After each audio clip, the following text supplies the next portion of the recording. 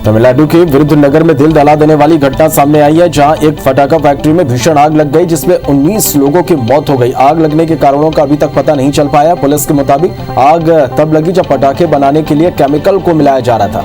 मौके पर दमकल की आधा दर्जन से अधिक गाड़ियां हैं और आग पर काबू पाने की कोशिश की जा रही है। विस्फोट में लगभग 33 लोग घायल भी हुए हैं। इस घटना पर प्रधानमंत्री नरेंद्र मोदी ने दुख जताया। हादसे में जान गंवाने वालों के परिजनों के लिए प्रधानमंत्री राष्ट्रीय सहायता कोष के जरिए 2-2 लाख रुपए के मुआवजे का ऐलान किया गया है। प्रधानमंत्री कार्यालय की तरफ से ट्वीट किया गया है। तमिलनाडु के विरुद्धनगर में पटाखा फैक्ट्री में आग लगना दुखद है। इस दुख की घड़ी में शोकाकुल परिवार के साथ मेरी संतावनाएं हैं। उत्तर भारत शुक्रवार देर रात भूकंप के झटकों से हिल गया। दिल्ली, एनसीआर, पंजाब, राजस्थान, उत्तराखंड और जम्मू कश्मीर में भूकंप के झटके महसूस किए गए।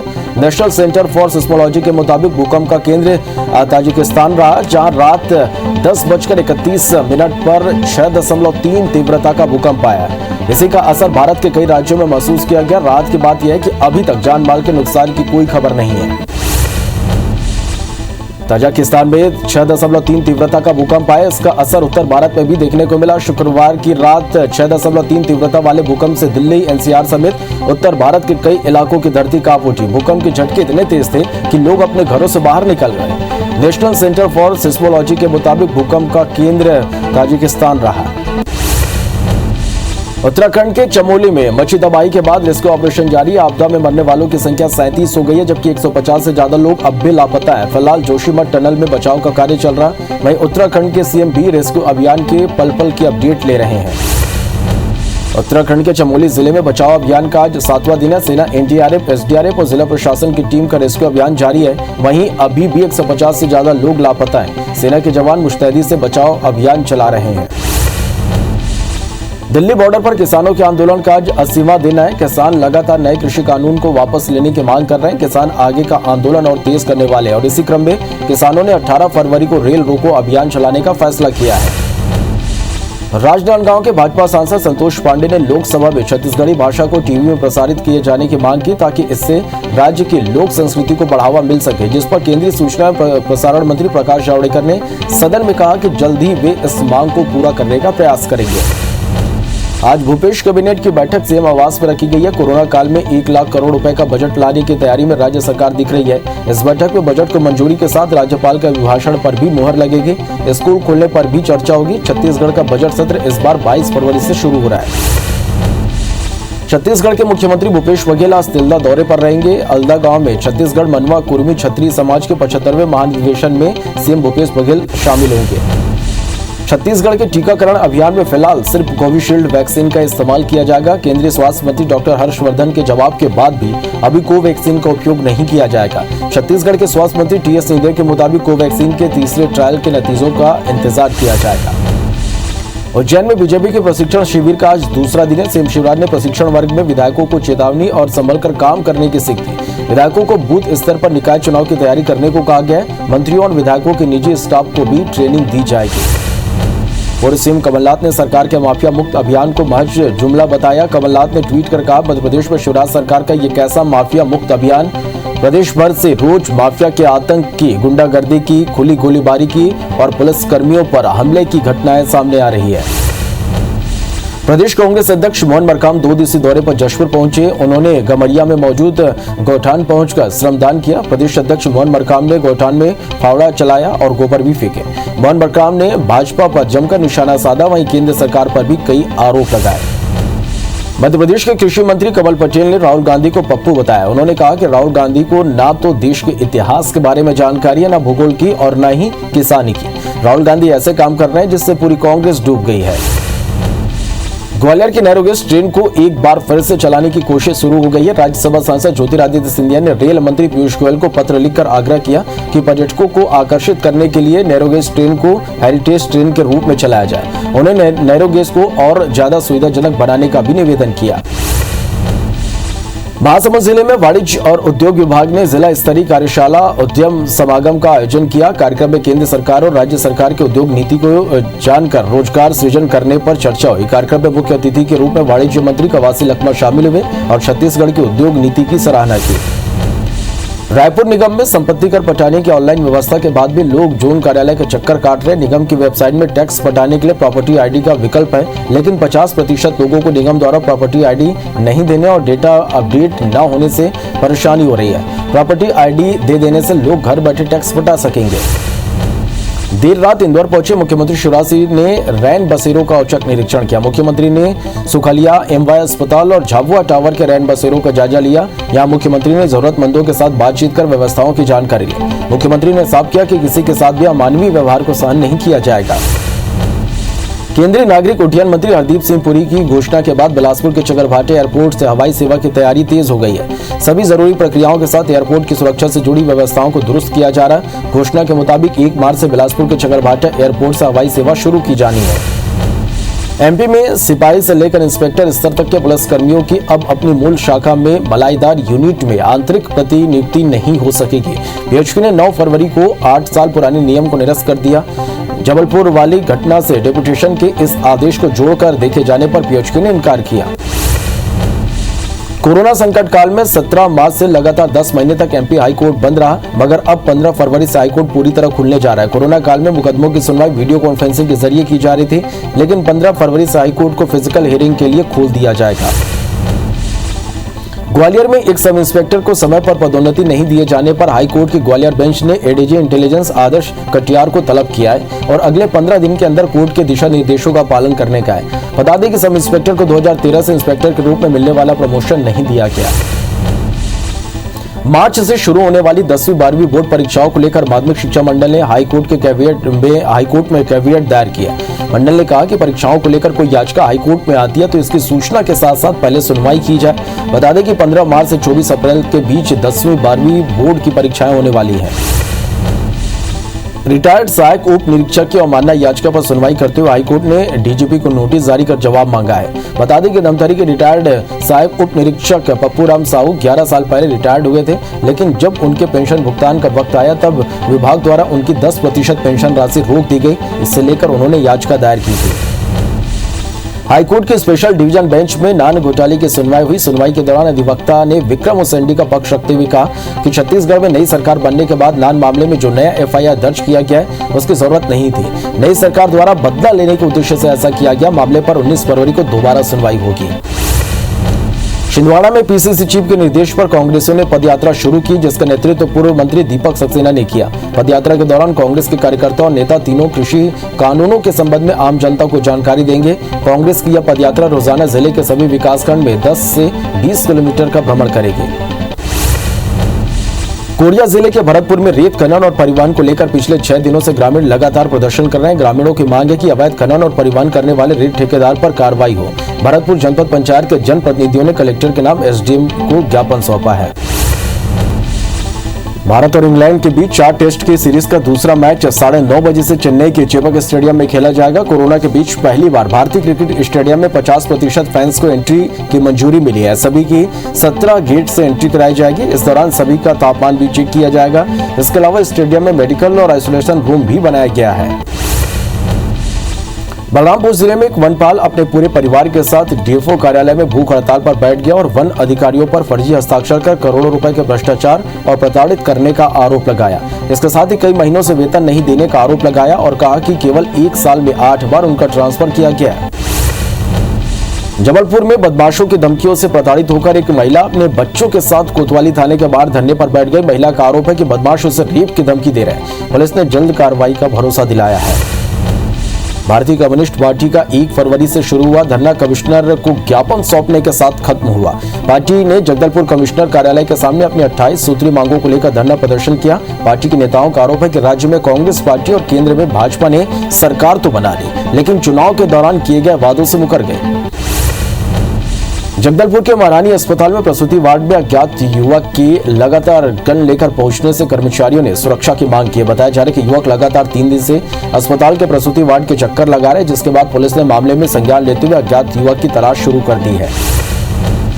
बलरामपुर जिले में 1 माह पहले समर्थन मूल्य पर मक्का खरीदी की शुरुआत हुई थी, लेकिन अब रामानुजगंज और सामरी विधानसभा क्षेत्र के खरीदी केंद्रों में ताला लग गया है। किसान का मक्का न बिक पाने से किसान परेशान है। बता दें कि जिले में 1850 रुपए क्विंटल समर्थन मूल्य पर मक्के की खरीदी की शुरुआत की गई थी। रायगढ़ नगर निगम में कर्मचारियों की ईपीएफ राशि पर नया विवाद शुरू हो गया है। निगम के प्लेसमेंट कर्मचारियों की ईपीएफ की राशि तो काटी गई, लेकिन उसे पिछले 1 साल से ईपीएफ खाते में जमा नहीं किया गया। यह राशि तकरीबन 60 लाख रुपए के आसपास बताई जा रही है। देवास, नेमावर और खातेगांव क्षेत्र में जिला कार्यक्रम अधिकारी ने आंगनबाड़ी केंद्रों में औचक निरीक्षण किया, जहां कुछ आंगनबाड़ी केंद्रों में ताला लगा मिला तो कुछ आंगनबाड़ी में बच्चों की उपस्थिति कम मिली। संबंधित अधिकारियों पर कार्रवाई की गई। रायपुर के मोआ ओवरब्रिज में शुक्रवार की रात कार और 2 ऑटो के बीच जबरदस्त भिड़ंत हो गई, जिसमें 3 लोग घायल हो गए और एक व्यक्ति की हालत गंभीर है। तेज रफ्तार कार ऑटो से टकराकर दूसरे ऑटो को भी ठोकते हुए बेकाबू हो गई। हादसे में कार ड्राइवर को गंभीर चोटें आई हैं। पंडरी पुलिस ने मौके पर पहुंचकर तीनों घायलों को अस्पताल पहुंचाकर जांच शुरू कर दी है। जबलपुर में कांग्रेस नेता कदीर सोनी और उनके भाई पर करोड़ों की सरकारी जमीन बेचने के मामले में लोकायुक्त पुलिस ने केस दर्ज किया है। आरोप है कि कांग्रेस नेता और उनके भाइयों ने गृह निर्माण सोसाइटी बनाकर करोड़ों की सरकारी जमीन बेच दी। लोकायुक्त पुलिस ने मामले में कुछ सरकारी अधिकारियों को भी आरोपी बनाया है। शिक्षण संस्थान के लिए आरक्षित जमीन पर अस्पताल की इमारत बनाने के मामले में लोकायुक्त ने जबलपुर में बड़ी कार्रवाई की। इस प्रकरण की लंबे समय तक चली जांच के बाद लोकायुक्त ने नगर निगम, जबलपुर विकास प्राधिकरण और अधिकारियों समेत 16 लोगों पर मामला दर्ज किया है। मुरैना जिले के पूर्णिया इलाके में जीएसटी चोरी की लगातार शिकायत के बाद छापेमार कार्रवाई शुरू हुई। ग्वालियर के एंटी विजन ब्यूरो टीम ने 3 फर्मों पर कार्रवाई की और दस्तावेज जब्त किए। अब जांच के आधार पर आगे की कार्रवाई की जाएगी। बता दें कि ग्वालियर जीएसटी टीम हरिशंकर तंबाकू वालों की 3 फर्मों पर कार्रवाई कर रही है।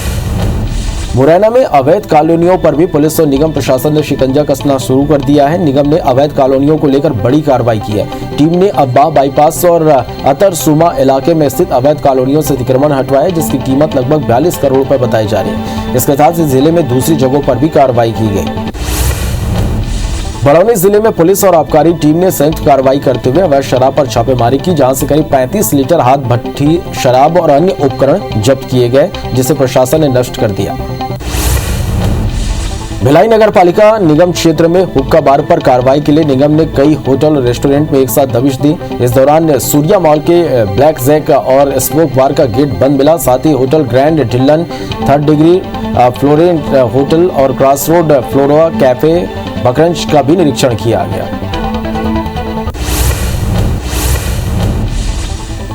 उत्तर प्रदेश में आज 2 बड़ा हादसा हो गया। कन्नौज में आगरा लखनऊ एक्सप्रेसवे में कार ट्रक की भिड़ंत से 6 लोगों की मौत हो गई। वहीं ग्रेटर नोएडा के यमुना एक्सप्रेसवे में बस कार की टक्कर से 12 लोग घायल हो गए। सभी घायलों को पुलिस की टीम ने नजदीकी अस्पताल पहुंचाया। दरअसल आज सुबह यूपी में कोहरा ज्यादा था, विजिबिलिटी कम होने से यह हादसा हुआ।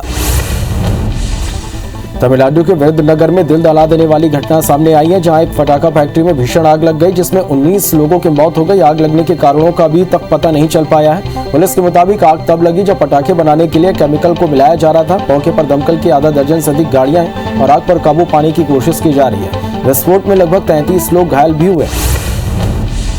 इस घटना पर पीएम नरेंद्र मोदी ने दुख जताया। हादसे में जान गंवाने वालों के परिजनों के लिए प्रधानमंत्री राष्ट्रीय सहायता कोष के जरिए 2-2 लाख रुपए मुआवजे का ऐलान किया गया। प्रधानमंत्री कार्यालय की तरफ से ट्वीट किया गया। तमिलनाडु के विरुद्धनगर में पटाखा फैक्ट्री में आग लगना दुखद है। इस दुख की घड़ी में शोकाकुल परिवार के साथ मेरे सामने हैं। उत्तर भारत शुक्रवार देर रात भूकंप के झटकों से हिल गया। दिल्ली, एनसीआर, पंजाब, राजस्थान, उत्तराखंड और जम्मू कश्मीर में भूकंप के झटके महसूस किए गए। नेशनल सेंटर फॉर सिस्मोलॉजी के मुताबिक भूकंप का केंद्र ताजिकिस्तान था, जहां रात 10:31 पर 6.3 तीव्रता का भूकंप आया। इसका असर भारत के कई राज्यों में महसूस किया गया। राहत की बात यह है कि अभी तक जान माल के नुकसान की कोई खबर नहीं है।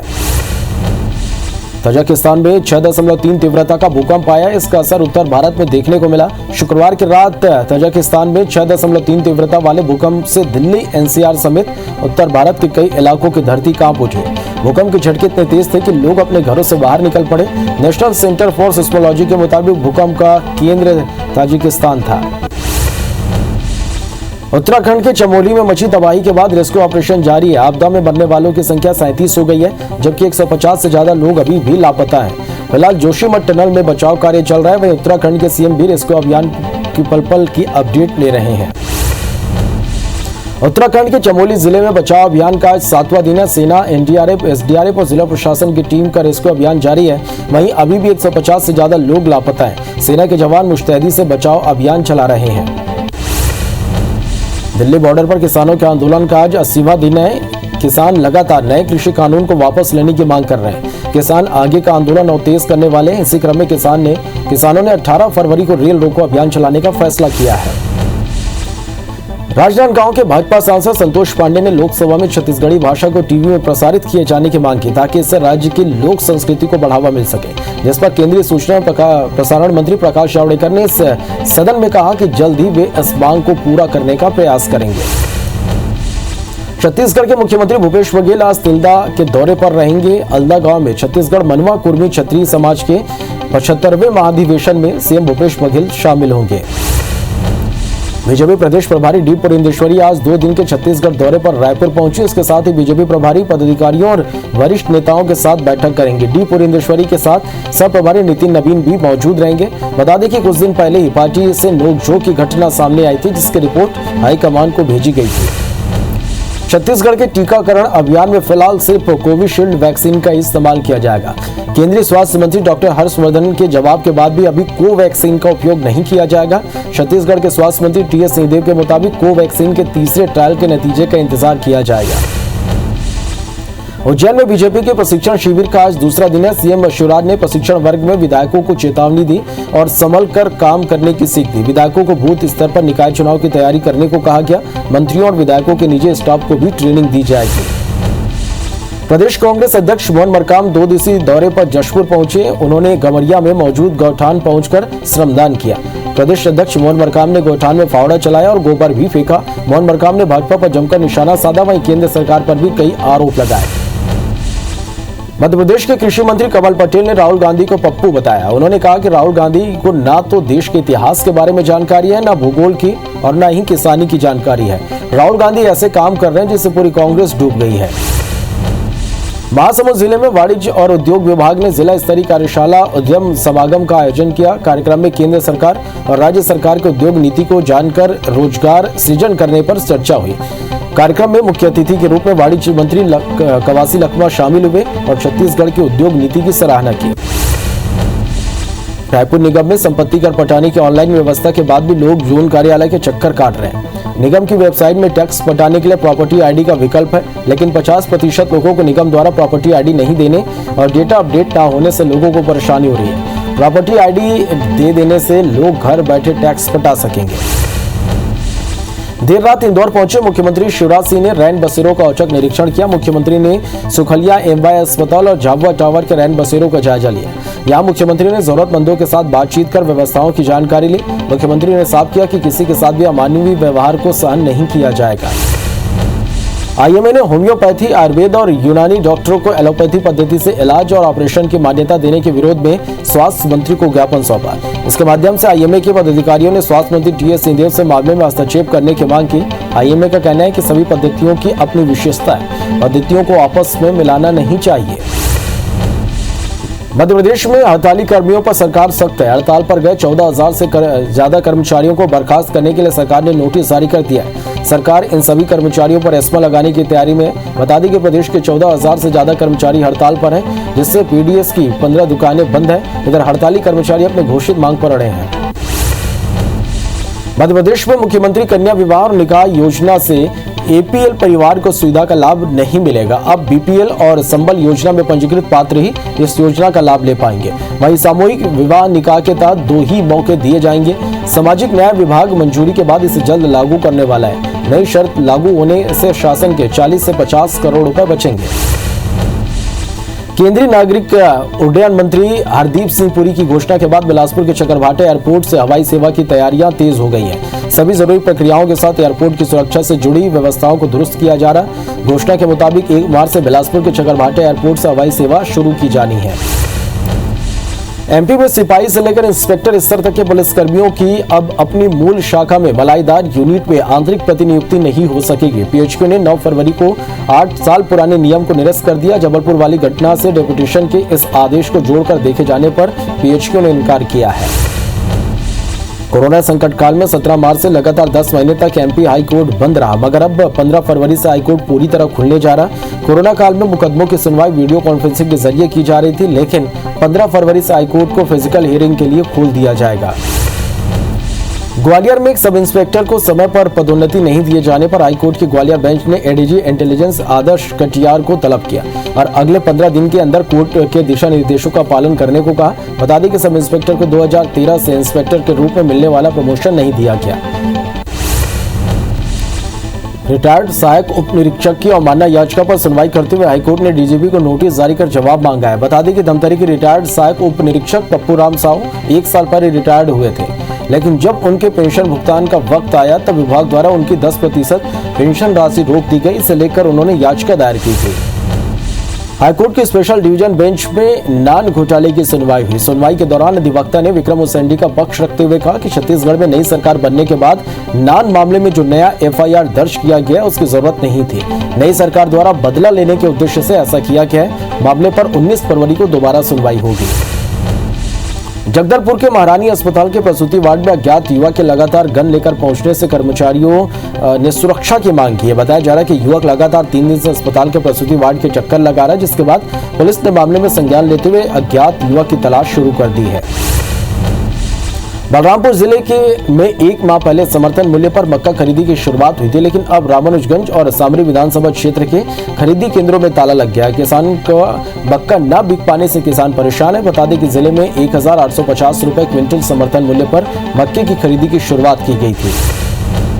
रायगढ़ नगर निगम में कर्मचारियों की ईपीएफ राशि पर नया विवाद शुरू हो गया। निगम के प्लेसमेंट कर्मचारियों की ईपीएफ की राशि को तो काट ली, लेकिन उससे पिछले 1 साल से ईपीएफ खाते में जमा नहीं किया गया। यह राशि तकरीबन 60 लाख रुपए के आसपास बताई जा रही है। देवास, नेमावर और खातेगांव क्षेत्र में जिला कार्यक्रम अधिकारी ने आंगनबाड़ी केंद्र में औचक निरीक्षण किया, जहां कुछ आंगनबाड़ी केंद्रों में ताला लगा मिला तो कुछ आंगनबाड़ी में बच्चों की उपस्थिति कम मिले। संबंधित अधिकारी पर कार्रवाई की गई। महासमुंद में सड़क हादसे में 3 लोगों की मौत हो गई। तेज रफ्तार कार ने बाइक सवार 2 युवकों को टक्कर मार दी, जिससे उनके मौके पर ही मौत हो गई। वहीं सड़क किनारे बाइक रिपेयर कर रहे एक युवक को भी चपेट में ले लिया, जिससे युवक की भी मौत हो गई। आरोपी कार चालक को पुलिस ने गिरफ्तार कर लिया है।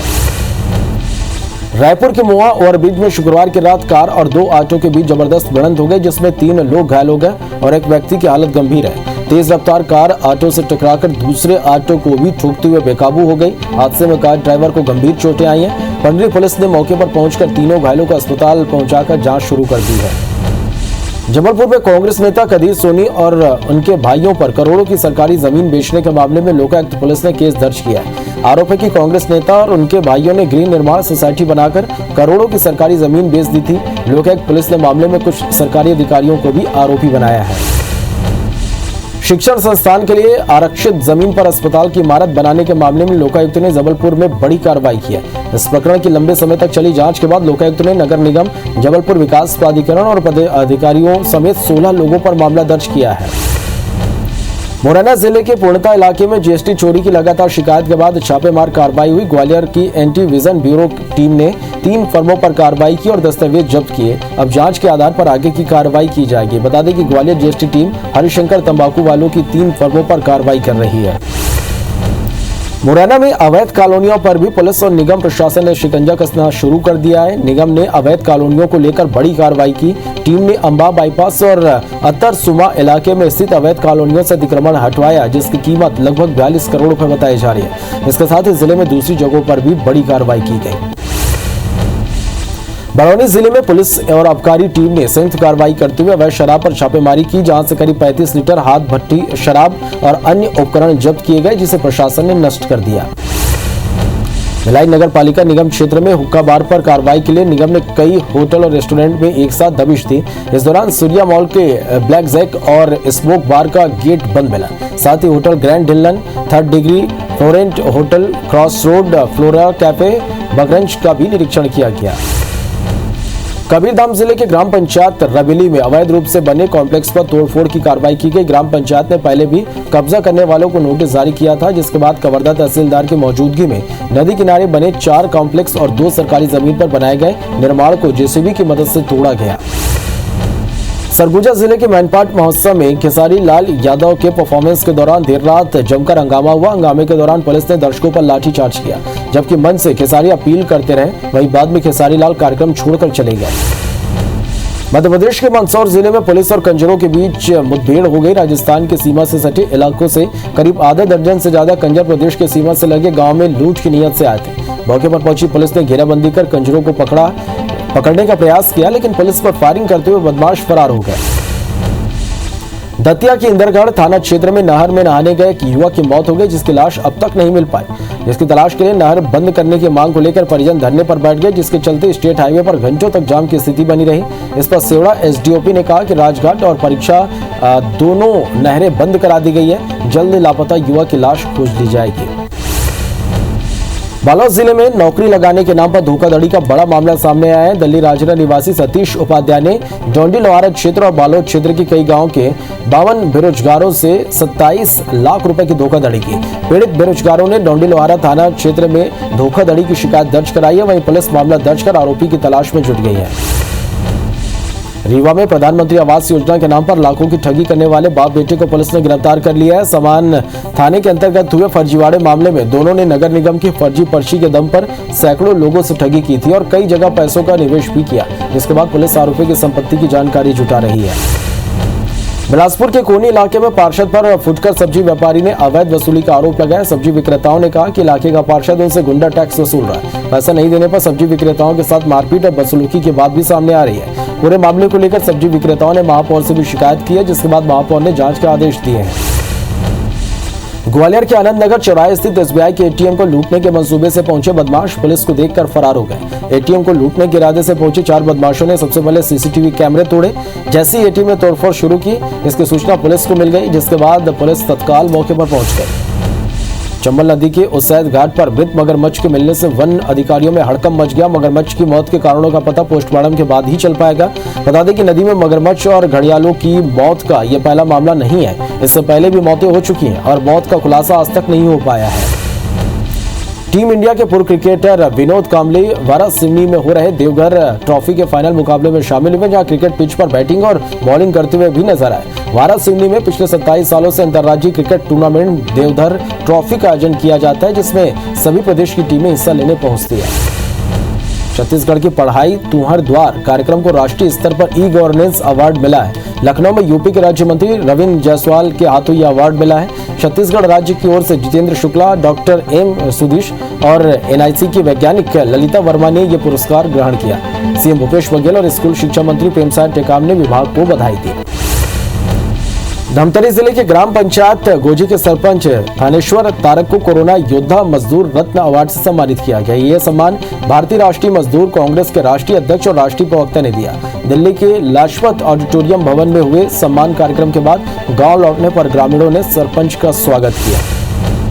इस साल होने वाले आईपीएल के लिए कुल 292 खिलाड़ियों को शॉर्टलिस्ट किया गया, जिसमें छत्तीसगढ़ के 5 खिलाड़ियों को भी शामिल किया गया। इसमें हरप्रीत सिंह भाटिया, अमनदीप खरे, शुभम अग्रवाल, शुभम सिंह और शशांक सिंह शामिल हैं। इनमें से अमनदीप और शुभम अग्रवाल पहले भी आईपीएल खेल चुके हैं। इन सभी खिलाड़ियों के लिए 18 फरवरी को बोली लगाई जाएगी। प्रदेश में 16 और 17 फरवरी को हल्की बारिश हो सकती है, जिसकी वजह से 1-2 दिन के लिए ठंड बढ़ सकती है। मौसम वैज्ञानिक के मुताबिक हवा की दिशा बदलने के कारण आगामी 4 दिनों में न्यूनतम तापमान 2 से 3 डिग्री तक बढ़ेगा, तो वहीं अधिकतम तापमान में 2 डिग्री की बढ़ोतरी होगी। राजनांदगांव में निर्मित आनंद वाटिका का मंत्री मोहम्मद अकबर ने लोकार्पण किया। इस अवसर पर उन्होंने वाटिका में निर्मित सप्त ऋषियों की प्रतिमा का अनावरण भी किया।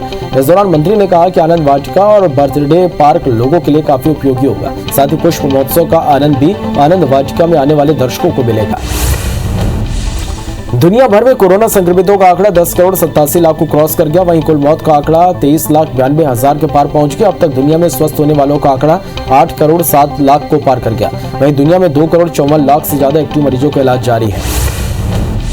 देश में कोरोना संक्रमितों की संख्या 1 करोड़ 8,92,000 के पार पहुंच गई है। देश में एक दिन में 11,358 मरीज ठीक हुए। कोरोना से अब तक 1,55,000 से ज्यादा मरीजों की मौत हो चुकी है। वहीं देश में एक्टिव केस 1,33,000 पहुंच गया। हालांकि पिछले 24 घंटे में नए मरीजों का आंकड़ा 12,000 से ज्यादा रहा। दुनिया में कोरोना मामलों में भारत दूसरे नंबर पर बना हुआ है। मध्य प्रदेश में कोरोना के 161 नए केस संक्रमितों का आंकड़ा 2,57,000 को पार कर गया। प्रदेश में 24 घंटे में एक मौत से कुल आंकड़ा 3,829 हो गया। वहीं 218 मरीजों के स्वस्थ होने से अब तक 2,51,000 मरीज डिस्चार्ज हो चुके हैं। अभी 1,862 एक्टिव मरीजों का इलाज जारी है। इधर छत्तीसगढ़ में 24 घंटे में कोरोना के 229 नए मरीजों से आंकड़ा 3,08,000 को पार कर गया। वहीं एक्टिव मरीजों की संख्या 3,287 पहुंच गई। 7 मरीजों की मौत से आंकड़ा 3,766 पहुंच गया। राज्य में मरीजों के डिस्चार्ज होने का आंकड़ा 3,01,648 पहुंच गया। वहीं रायपुर में 82, दुर्ग में 50 और राजनांदगांव में 3 नए संक्रमित मिले हैं।